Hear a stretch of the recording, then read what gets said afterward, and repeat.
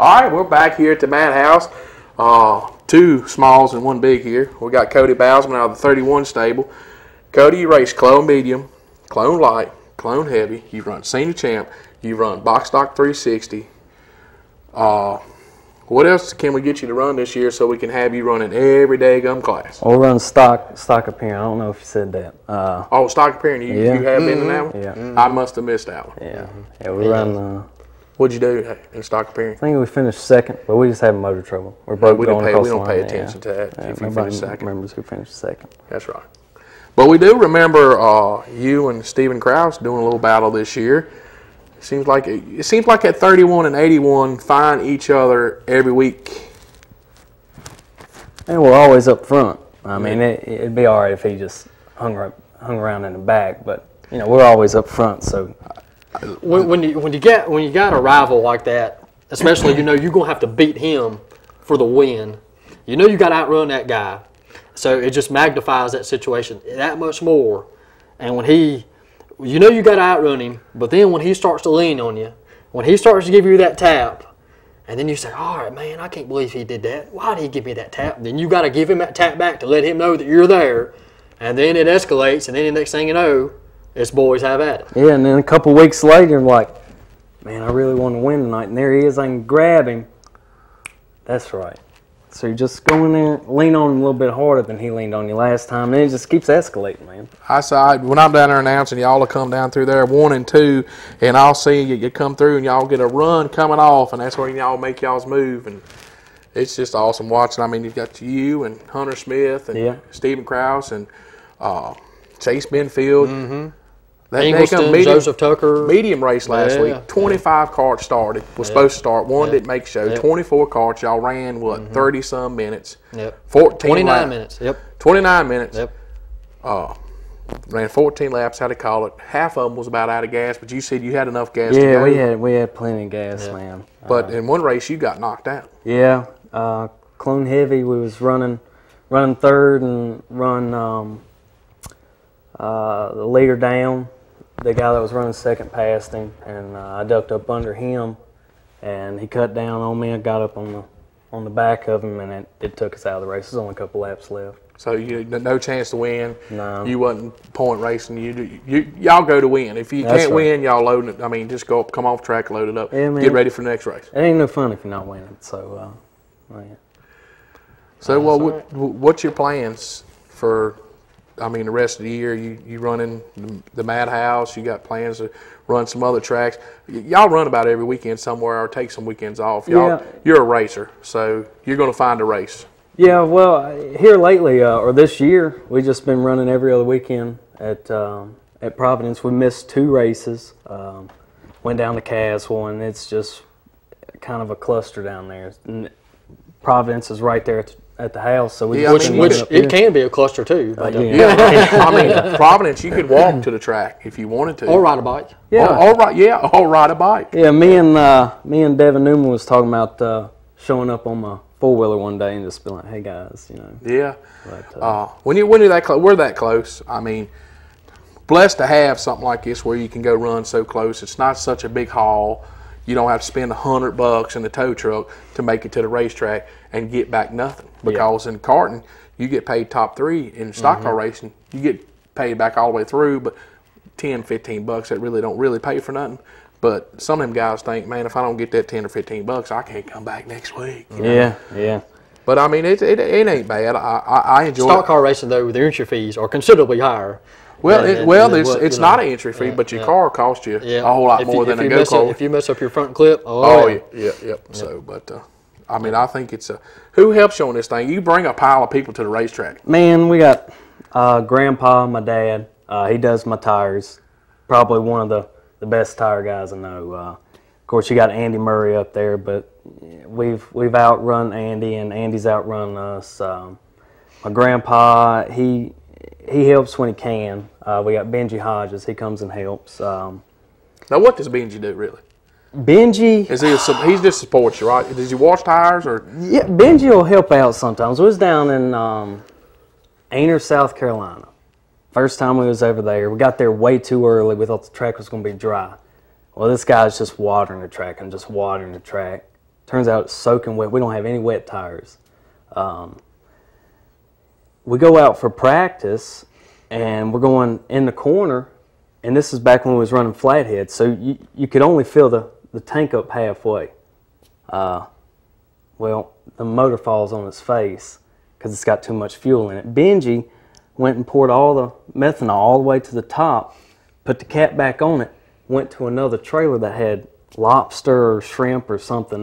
He was worried about the food that night. So, well, he made sure you was full on gas. Yeah, he covered that into the stick. He was worried about the low country calabash. Yeah, that's right. Yeah, I see your grandpa everywhere. Well, I see your dad talk to him, but he's in a move because y'all run so many classes. But your grandpa, he's sitting down there, and it can be hectic when you run that many classes. It can be very hectic. Well, you got to be on your toes. You got to be on your toes. That stopwatch, the track changing. Yeah, especially down there at the Madhouse, that track changes. It seems like every week. The track is. Have you think your track's been the same? No, it changes from every race you run on. Just about. From medium to heavy to if you run clone light, which goes out first, then medium, then heavy at the end of the night. The track's different every time, right? Every single time. We're not doing anything the same throughout the whole night. Yep, that's your racetrack. That's the key. That's the key, though. It keeps everybody on their toes. Oh, Carl Daney, he says I can't never get to this track. He said I just can't.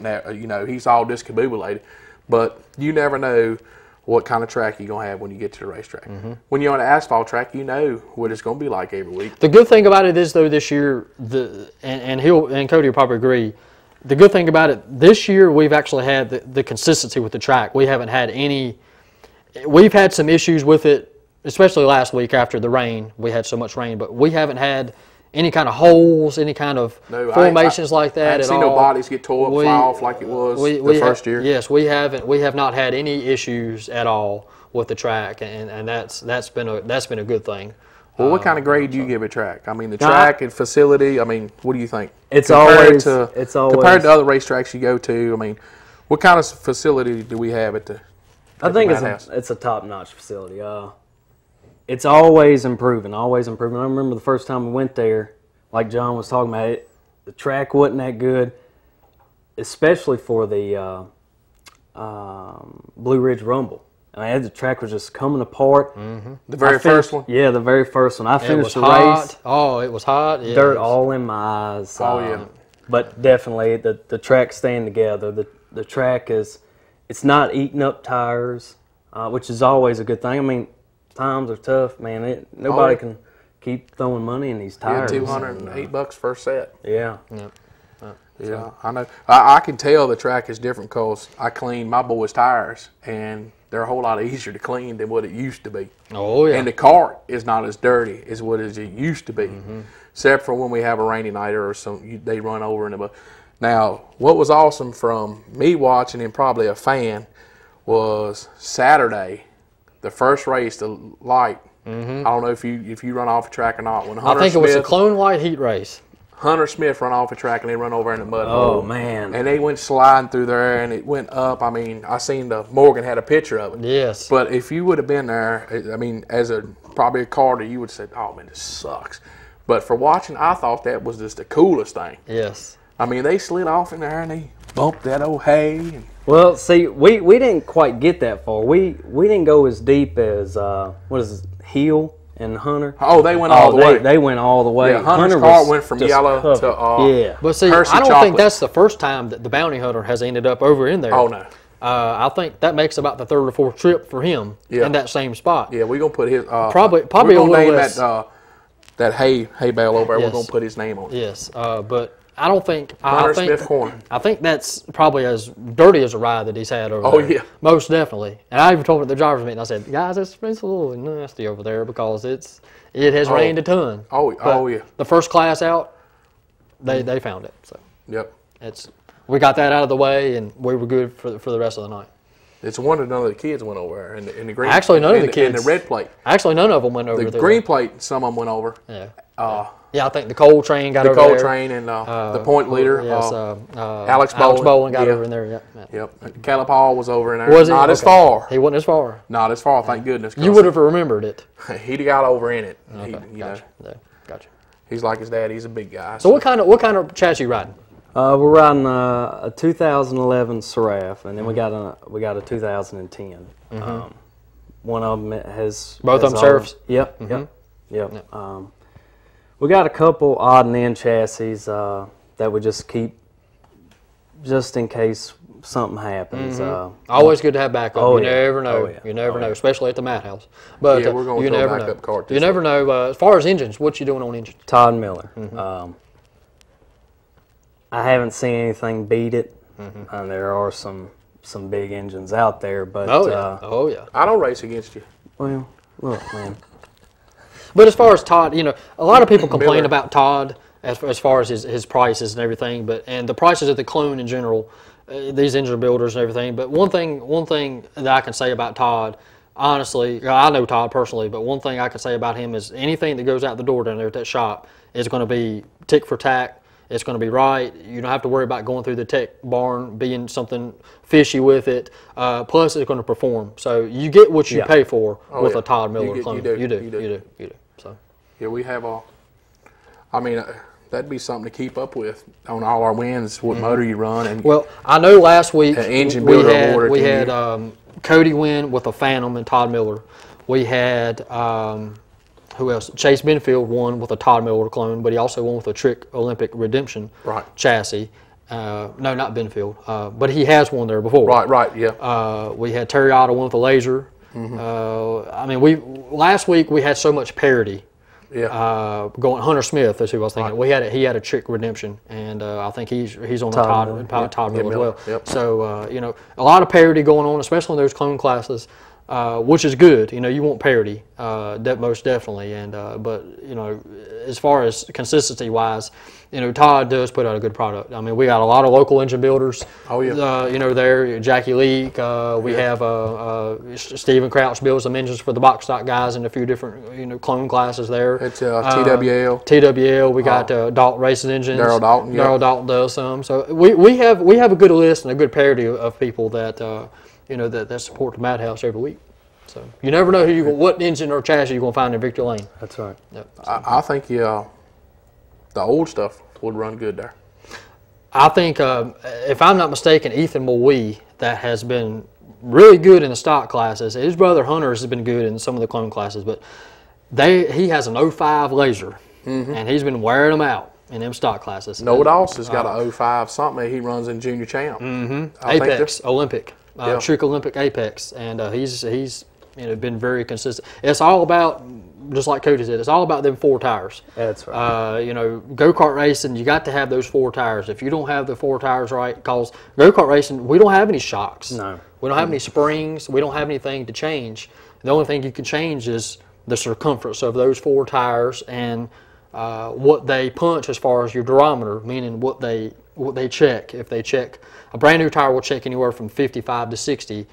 A lot of times that tire won't touch the racetrack. So you have to prep it down. Right. We'll have some future demonstrations about tires and prep too on future shows. So, but them tires is everything. Oh man, 4 tires. That motor helps, and they will make you pull your hair out. Well, do you got any sponsors you want to thank? I think we're going to wrap it up with you. And definitely B&B Specialty Coatings. That's Dad's business. If you got any powder coating, ceramic coating, thermal barrier coating, come see us. 540-537-0877. Ask for Tim. And I guess Benji's washing skills. I don't know. What do you think? I don't know. I think if I wanted to outrun you and mess with your crew, I want to bring some food down there and cook for them. That's right. That's right. Get them all discombobulated. But we're going to take another break. That's small. I'm big. This is Cody. I think we're going to put you in a bicycle race on the 8th. All right. I appreciate that. We're going to take another break, and we'll be right back right after this.